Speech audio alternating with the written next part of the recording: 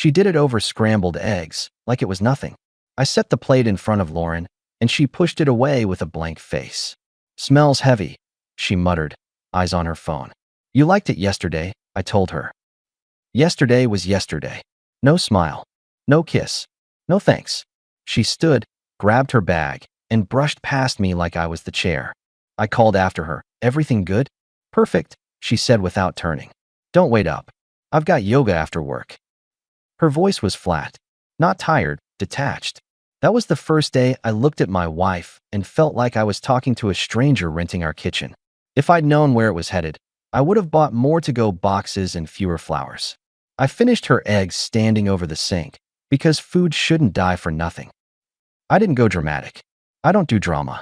I do math, pattern, change, result. So I started counting small things. 3 nights out that week. No real plan at home. Texts answered with one-word replies. Sure. Fine. Busy. Kisses became cheek brushes. Hugs turned into dodges. She laughed alone at her screen and saved silence for me. I gave it 2 days, then I made it simple. Talk tonight. I told her that morning. Let's get on the same page. She didn't look up from her mascara. About what? This vibe. There's no vibe. Then the talk will be short. She zipped her bag like closing a case. I'll see how I feel. I said nothing else. But I cleared my evening, and I put my phone face down at 6. At 7, she sent, running late. At 9, she walked in. Not sorry. Let's do this, I said, motioning to the couch. She leaned against the counter instead, arms crossed. I'm exhausted. So am I. I'm exhausted pretending this is normal. Mike, you're reading into things, she exhaled. Reading into what? Life. Schedule. Work is heavy. My sister's on me. I don't need another person on me. I nodded once. Okay. Translation, you don't want to connect. That's your right. My right is to stop guessing. She rolled her eyes. There you go with rights. Yeah. Rights. Boundaries. Adult words. Don't start a speech. No speech. Logistics. I sat forward. Starting tomorrow, you handle your half of the bills from your checking. I'll handle mine. We split groceries. We split the housekeeper. We split everything. If we're partners, let's be clear partners. If we're roommates, let's be clean roommates. She blinked like a camera flash got her. Where's this coming from? From not being your punching bag. Clarity lowers friction. So you're punishing me because I'm tired? I shrugged. Or I'm responding like a grown man whose wife won't talk. Pick your label. Also, yoga nights end by 9, or you text me a location. Safety courtesy. I'll do the same. And if you're not trying to talk, I'll stop trying to guess. She grabbed a glass of water, took a small sip, set it down too carefully. Wow. You wrote rules. No. I retired confusion. Your tone is off, Mike. Your silence is louder. She stared, then softened one notch. I'm just stretched. Beth's been in my ear with these, like, self-care podcasts. She says I give too much. Beth gives opinions like Halloween candy. Don't be mean. I'm not. I like Beth. But you and I decide our marriage, not her feed. She looked past me. Can we not call it marriage tonight? It feels heavy. That one landed. I logged it and changed nothing. Done for tonight, I said, standing. I'll get you copies of the bills. I'm not mad. I'm setting lines. It feels cold, she murmured. It matches the room. She didn't reply. We slept on opposite sides, with a pillow like a border we didn't cross. If you're waiting for the I cried into a towel part, you'll keep waiting. I don't cry into towels. I move furniture. The next evening, I redirected. I stopped stopping at the bakery she used to love. I stopped checking in during her late nights. I left early for work, hit the gym again, met my friend Dave for a late burger once, then twice. I gave Lauren space like Beth's podcast would applaud. I told myself I was respecting her ask. 2 days into the new logistics, Beth called me herself. Mike, hey, she said, a little too cheerful. Beth is Lauren's older sister by 3 years. PE teacher, big laugh, quick wit. I always got along with her. She'd gripe about her husband Eric being emotionally deaf, then compliment my grill skills, then call me the last sane man. What's up, Beth? Nothing much. Lauren says you're tightening things. Budgets. Schedules. I'm making it simple. She's sensitive. She thinks you're, I don't know, punishing. Punishing would be hiding the remote. I'm asking for clarity. Well, she sighed. I've been telling her to, take time. Women need seasons. Sometimes we just need to be left alone to reset. She's been resetting away from home 4 nights straight. It's not personal. She's overwhelmed. It's not personal to me, but it still hits me, I said. I tried to talk. She declined. So now I'm not confused. Beth went quiet, then shifted gears. Give it space. Please. You two are solid. Don't make it a thing. I leaned on the truck hood outside the job site. Beth, I respect you. But what are we actually solving? It's a phase, she said, almost pleading. If you push, she'll retreat more. Just hold the fort. Let her run it out. You advising me to play statue? She laughed softly. Exactly. She'll circle back. Okay, I said after a beat. I'll hold the fort. For a bit. Thank you, she said, relieved. You're good. Seriously. I hung up and looked at the sky that didn't care. I did the one thing I'm not fond of doing. I took someone else's advice. I gave Lauren space like it was a holiday gift. I watched her accept it like store credit. And she used all of it. 3 more nights out. Then she started staying late at the studio, which was new, because Lauren works in a small marketing office where the latest night is pizza at 7. She came home smiling at Air and not at me. She ate at weird times. She had a new perfume scent I'd never seen in our bathroom. I didn't accuse. I didn't fish. I did logistics again. Saturday, I told her. I'm moving my tools from the garage to the shed. I'll need the space for the truck. Do whatever, she mumbled, scrolling. I'll also cancel Sunday brunch at your friend's. I'm not up for fake smiles. She looked up. They'll notice. Good. Let them. I'm done being your set piece. Her mouth made a small O, then she looked away. You're being dramatic. No, I'm being finished. That night, she slid next to me on the couch with a blanket. She hadn't done that in weeks. I miss us, she said, not looking at me. Which part? I asked. Just us, she said, and put her head near my shoulder, but not on it. I've been distant. I'm sorry. I didn't melt. I also didn't shove her off the couch. I let the words sit there like an unopened package. Do you want to fix it? I asked. I do, she said quickly. I'm just under a cloud. Then start with simple. Cut the late nights for a week. Come home. Talk to me, even if it's 10 minutes. She hesitated. I'll try. Trying is for middle school. Do or don't. She frowned. Why are you so harsh now? Because soft was invisible to you. She nodded, pulled the blanket tighter, and stayed next to me through the end of the show. That was the first illusion of change. The next morning, she left at 7 and didn't text until midnight. At 1 in the morning, I saw her headlights wash the living room. She slipped inside with her shoes in her hand and a smell on her that wasn't ours. I stood up from the chair. I hadn't gone to bed. Yoga ran late? I asked. She flinched. Don't start. Where were you? With friends. Names. That's controlling. Answering is respectful. I'm not doing this at 1 a.m., she said, walking past me. I'm showering. Do that, I told her. Then we're changing house rules. She disappeared into the steam. 10 minutes later, she came out wrapped in quiet. I spoke before she could stall. New rules, I said. If you're out past 10 without a check-in, you're choosing out. That means you sleep in the guest room. I'll do the same. No silent entries. If you want single life, you can have it, but not in our bed. She stared at me like I'd slapped a piece of paper on her forehead. You're ridiculous. I'm precise. You're not my dad. Correct. I'm your husband, and I won't live in fog. She threw her hands. I'm so tired of being monitored. And I'm so tired of being ignored. She dropped the towel on a chair, pulled on a shirt, and walked to the guest room without a word. The door clicked. That was my second initiative. It cost me sleep and bought me clarity. 2 evenings later, Beth swung by to return a slow cooker. She stood in our kitchen, playing with the lid like it owed her money. You two look rough, she said. What's going on? You're her sister, I told Beth. She doesn't tell you? She says you're making rules. I'm responding.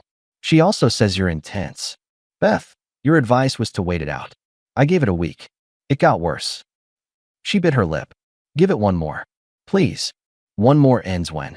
End of the week, she said, thinking fast. If it's still off, I'll talk to her, really talk. I studied Beth. She looked earnest, not devious. One more, I agreed. Then I'll stop playing statue. We shook on it, which was oddly formal. She left. I watched Lauren abuse the 1-week extension like a coupon. She started coming home at 2, sometimes 3. No apologies. When I asked what was up, she laughed under her breath. You're always so serious, she said as she painted her nails. It's not a courtroom, Mike. Then stop cross-examining my boundaries, I shot back. She grinned like a cat that found the cream. You love rules. It makes you feel big. It makes me feel sane. By Friday, I had more data than patience. I told her bluntly at the counter. Cut the late nights. Tonight. She didn't even glance up. No. Then here's my clarity. Cut them, or I file on Monday. She set the nail polish down, finally facing me. You want out so bad? Go file. I'm not holding you. I laughed once. You sure that's your final draft? I'm done being managed, she said, cold as tile. Great, I replied. Management accepts resignations. I picked up my keys. Where are you going? Lauren asked, suddenly alert. To find a pen, I said, and a witness who remembers you when you cared. I drove to Beth's. I didn't text first. She opened the door in shorts and a hoodie, hair in a knot, TV on low behind her. This can't be good, she said, reading my face. It's not, I told her. We sat on her couch.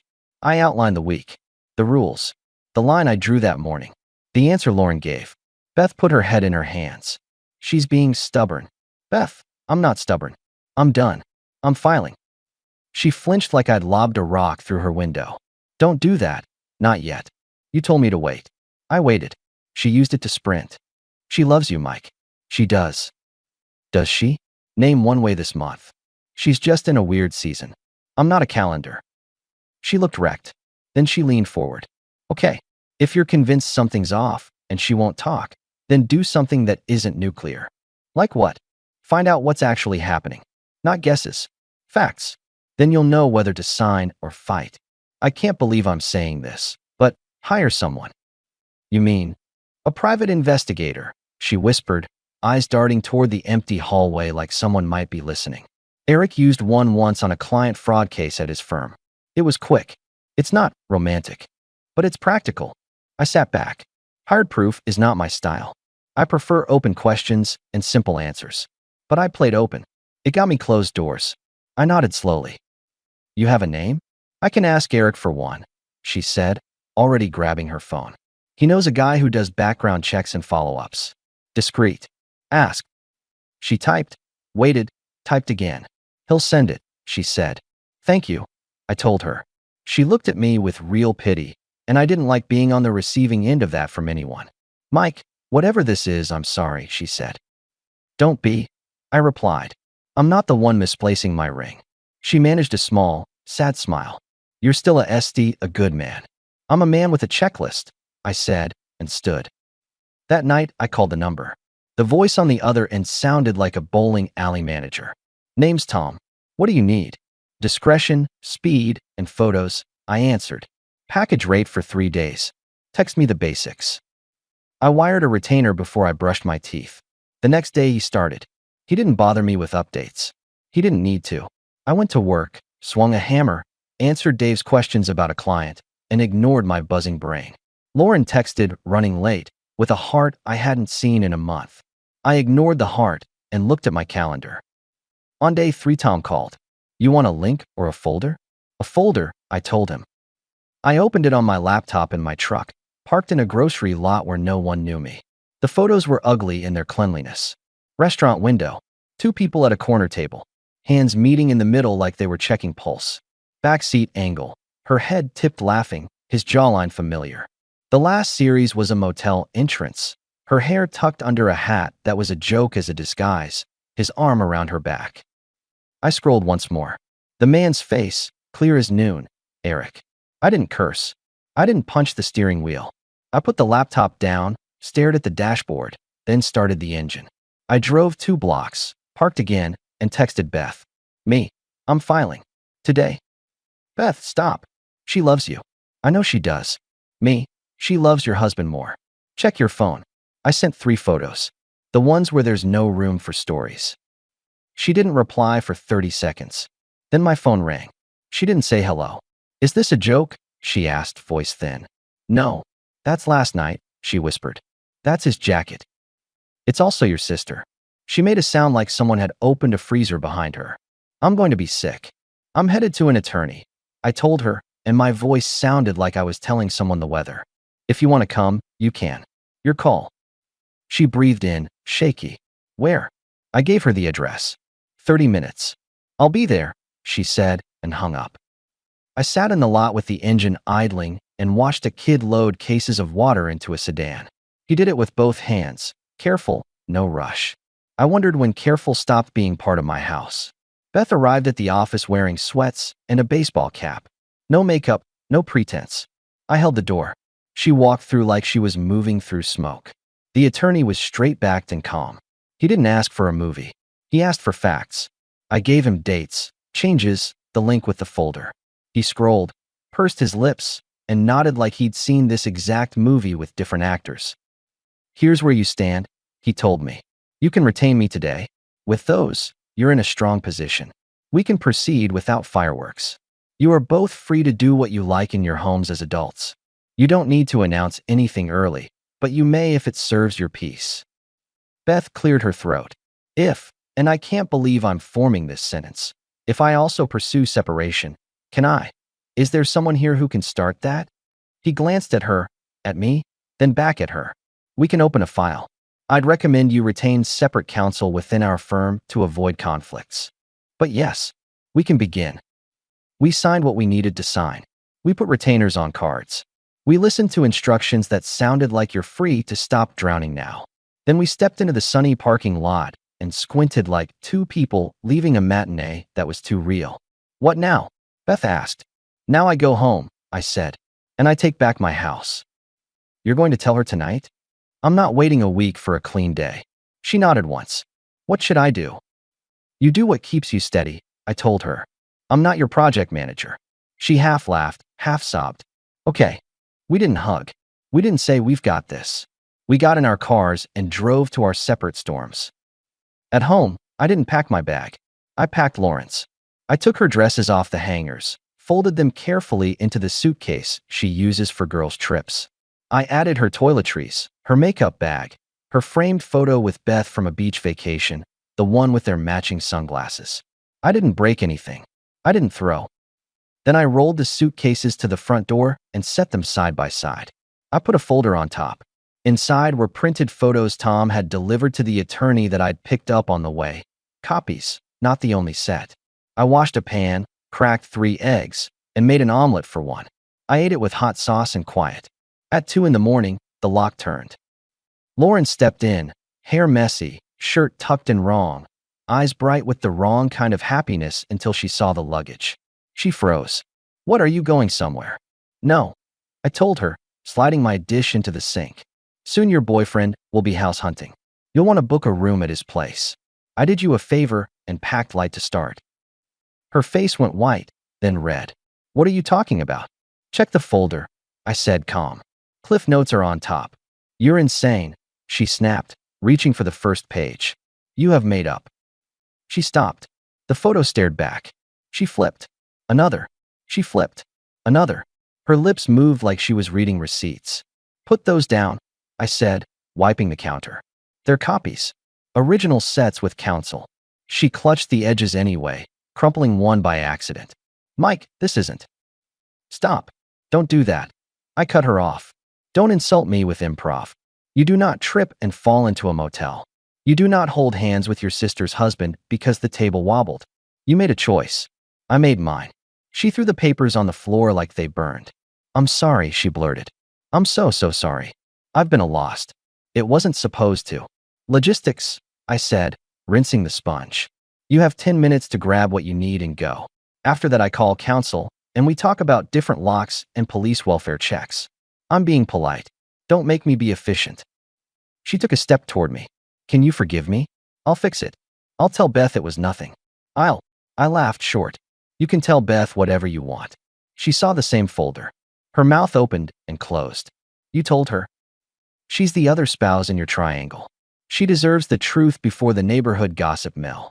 Lauren's voice broke into small pieces. It meant nothing. I was confused. He was available. We were a mess. I don't even know how it started. By schedules, apparently, I said. 10 minutes. She stared at me like we could rewind. Mike, I love you. You love comfort. You love options, I corrected. I love respect. That's dead here. She took a breath, trying to restart a script that wouldn't load. We can talk to someone. We can. No, we can't. I pointed at the suitcases. 9 minutes. She looked like she wanted to argue. Something in my face made her stop. She went to the bedroom, grabbed a duffel, stuffed it with random clothes like a thief in her own closet. She came back to the door, cheeks streaked, hands shaking. I never meant to hurt you, she whispered. You didn't hurt me, I said, opening the door. You disqualified yourself. She walked out with the bag. I set the suitcases beside her on the porch. The night was cold. I handed her the folder. She flinched. Keep it, I said. You'll need to remember what happened when people ask. She stared at me one more second, eyes begging for a last-minute rescue. I gave her nothing. She picked up her keys and left. 30 minutes later, my phone rang. Beth. She was crying so hard I barely recognized her voice. He came home, she said. I confronted him. He tried to flip it, tried to say he was helping her. Can you believe? I put his stuff on the lawn. He's at his friend's place now. Good, I told her. I'm done here too. She sniffed. Are you alone? Yes. I can't sleep, she said, quiet. I keep seeing those pictures. I'm going to lose it. Drive over, I replied. Bring fries. I'll make coffee. She laughed through the tears. There's wine. Bring it, I said. Just don't expect me to drink more than a glass. She arrived in 20 minutes, eyes red, sweatshirt inside out. She handed me a bag greasy from fries and a bottle of red. We sat at my kitchen table like two ER patients. We talked until 3, about everything but them. We watched an old comedy, scrolled photos of her dog, argued about whether a 7-minute plank is worth it. We didn't touch. We didn't hint. We were two people holding the same brick from different walls. As the sky bleached, she fell asleep on the couch with a blanket over her and one shoe still on. I wrote a note. Guest room has clean sheets. I left it on the coffee table and went to bed for 2 hours. By noon, she was gone, the blanket folded, the bottle corked, the fries demolished. We texted later that day. Beth, thank you. For the couch. For not making it weird. Me, we're both tired of weird. Beth, true. Me, you good? Beth, strong enough. I thought that was our bottom. It wasn't. 3 days later, Lauren made her move. Not at me, at the narrative. I got 3 calls from mutual friends. The script was similar. We heard you were controlling. We heard you locked her out. We heard you're filing because you're cold. I took a breath, then another. The old me would have let gossip rot itself. The me who'd just watched respect get incinerated decided to put out the fire with water, not wishful thinking. I made a group chat. Not a small one. I added my parents, her parents, Beth, a few of our close friends, Dave, 2 of Lauren's co-workers I trusted, and our neighbor who loved a clean lawn and a truthful sentence. I typed once. I didn't pour.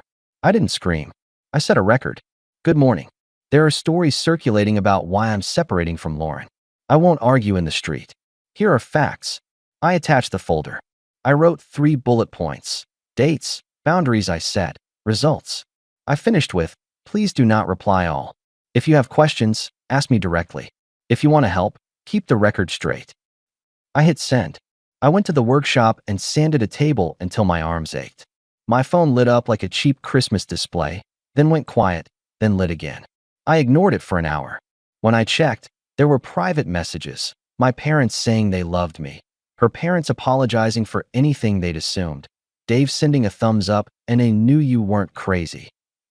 Her coworker wrote, she told people you were controlling. I'm sorry. This is ugly. The neighbor sent a simple, that's rough. Let me know if you need help with the lawn. That last one made me smile because it was exactly him. Lauren texted me once. How could you? I didn't answer. Truth isn't cruelty. It's sanitizer. That night, the doorbell rang. I looked through the peephole and saw Lauren, mascara streaked, hair a mess, holding nothing. I opened the door halfway and kept my hand on it. She stepped in like I had invited her. I didn't move. Please, she said. Please, can we talk? Talk, I replied, neutral. She reached out like she was going to hug me. I stepped back. She dropped her arms. I ruined everything, she said. Voice tiny. I made mistakes. I was stupid. I was angry at things that weren't you. I listened to people who don't live in our house. I panicked. I made the worst choices of my life. I miss you. I miss our home. I miss your dumb omelets and the way you leave your boots by the door. Flattering the omelet won't work, I said. She swallowed hard. I will do anything. I'll go to therapy every day. I'll quit my job. I'll move states. Whatever you want. Please don't finalize this. No. Her face crumpled. You're not even going to think about it. I thought about it when you walked 10 feet with a man who wore the same cologne as you told me you hated, I replied. I thought about it when you told me to go file, as if we were negotiating a lunch spot. I thought about it when you tried to rewrite this story in a group chat you didn't know I could outright. I'm done thinking. People forgive, she insisted. People restart. We had good years. Doesn't that count? It counts as a nice file in a full cabinet, I said. It's not a passport for reentry. She wiped her cheeks with the back of her hand. I don't want to lose everything. You already cashed the check, I told her evenly. You just didn't read the balance. You need to leave. Can't we just sit for 5 minutes? Her eyes darted past me, toward the couch where Beth had slept. I know she was here that night. Nothing happened, I said. And even if it had, you retired your vote. She took a step, like she could push past my boundary with persistence. I didn't move, and I didn't raise my voice. Lauren, I am asking you not to come to this house without an invitation. Consider this notice. Do not show up again. Communicate through counsel about property and logistics. This door is closed. She stared at me, waiting for the soft landing. I wasn't selling any more pillows. Please, she whispered. No, I closed the door. I leaned my forehead on the wood for 1 second. Not because it hurt, but because I was cataloging the moment, locking it in as when the wind changed direction for good. The formalities moved fast. The attorney did what he said he'd do. Records filed. Calls made. Meetings set. We kept it clean and quiet. I kept the house, the truck, my tools, the little cabin up north my dad and I built. She took her car, her clothes, her own furniture from her parents' storage. On Beth's side, the split wasn't quiet. She had logs, codes, and a meticulous calendar. She moved with the efficiency of a coach with a whistle. She took the house because his name wasn't on it. He left with his suits and his apology she never opened. I only know this from a 2-minute porch conversation with her dad, who came by to return a ladder and ended up crying into my shoulder for 10 seconds before he apologized for the damp spot on my shirt. Lauren didn't stop trying right away. She texted me once, then again, then weekly. Please talk. I can change. I'll wait as long as it takes. I set my phone to archive anything from her. Not delete, archive. I'm not trying to erase a decade. I'm trying to keep it filed where it belongs. Beth and I didn't make a habit of nightly couch therapy, but we saw each other. Not in secret. Not in the dark. Coffee on Saturdays at a diner where the waitress kept calling me Han and Beth Coach. Walks at the park when the weather tried to be kind. A movie in a theater where we both fell asleep and woke up at the credits. We didn't flirt. We didn't drag anything into the gray. We talked like people who survived the same wreck by grabbing different railings. She joked more than I did. That's her defense. I used dry one-liners. That's mine. Your lawn looks better, she said once, nudging my elbow with a coffee cup. I fired the committee in my head, I replied. Now it's just me and the mower. Do you miss her? Beth asked, not looking at me. I miss the good years, I said. I don't miss living with a stranger. She nodded. Same boat. Lauren faded from our circles. Not vanished, just muted. People stopped buying her stories because I took the mic and plugged it into facts. Her parents still loved her, and I didn't try to interfere with that. They visited her at her new place. They brought her groceries once. They told Beth quietly that they were ashamed of the choices she'd made. Beth told them to stop taking ownership of every adult around them. 2 months out, the papers were finalized. Clean signatures, no confetti. I didn't celebrate. I cut my own hair too short, bought a used Jeep with good tires, and started arriving at the gym before the guys who grunt like they're filming. I went fishing alone on a Sunday and didn't post a fish photo because I'm not 15. I put a punching bag in the shed and used it until I could taste iron. I slept like a man who's not listening for a key at 2 a.m. I also got better at omelets again. Habits come back when they're not interrupted by chaos. One evening, Dave sat with me on the back steps. He opened a soda, watched the neighbor's kids chalk a hopscotch grid, and said, "You handled it like a pro." "I handled it like a guy who didn't want to be broken," I answered. He nodded. "You were scary calm." "I've seen what yelling gets men," I said. "It gets them the wrong headline." He laughed. "True." He stared at me for a second like he was about to ask a stupid question and wisely didn't. He bumped his shoulder against mine once and changed the topic to a busted drill at the shop. Beth came by later that week to drop off a book I'd mentioned wanting to read. She stood in the doorway, holding it like it was a delicate thing. It wasn't. It was a beat-up paperback. "Come in," I told her. She stepped inside, eyes flicking around like the walls might tell her secrets. They didn't. They're boring walls. "How are you?" I asked. "Good," she said. "Tired. Free. Hungry. All the basic settings. I've got chili on the stove." She grinned. "I didn't come for dinner." "And yet," I said, opening the lid, "chili exists." We ate at the counter like two people who know where the forks are. After, we took a walk. She told me Eric was trying on remorse like a suit he wanted to return. I told her Lauren had stopped texting for 2 weeks. "Does it feel weird?" Beth asked. "Peaceful," I said. She looked at me, held the look a beat longer than usual, and then glanced away. "I'm glad." We stopped at the corner where the streetlight flickers like it's considering a career change. "Beth," I said, because honesty stops me from tripping later, "I'm getting signals from myself I didn't plan on." She laughed, nervous. "From yourself? That's new." "I'm not ready," I told her, "but I'm on the ramp. I want to take you to dinner when we both feel like we can do it without carrying a courtroom inside us." Her smile was small and real. "You say the most romantic legal metaphors." "Don't get used to it." "I won't," she said. "But yes, when you're ready." We kept walking, not touching. The cool evening did its job. The light flickered and then, finally, stayed on. Here's the postscript the internet always wants. I kept my house. I kept my truck. I kept my business, which is growing because the world never runs out of cabinets that need fixing. I bought a used boat that runs better than it looks. My Saturday mornings have coffee and a dog from the shelter who acts like I rescued him from a burning building even though I just signed papers. Lauren, from what I hear through the polite grapevine, moved twice. She told different versions to different people and found out that versions collide. She still has friends. I'm not rooting for her to be lonely. I'm rooting for her to learn what a line costs. Beth is doing okay. Better than okay. She took over a girls' basketball team and turned them into a machine that plays with joy. She laughs again without it sounding like a cough. She and I see each other often. Sometimes it's coffee. Sometimes it's a hike where she walks too fast, and I pretend I'm not outpaced. There's a look in her eyes that wasn't there before, and I'd be lying if I said I didn't notice. I notice everything now. It's my new religion. If you want a fairy tale, go buy one. What I got is better. I got my spine back. I got my time back.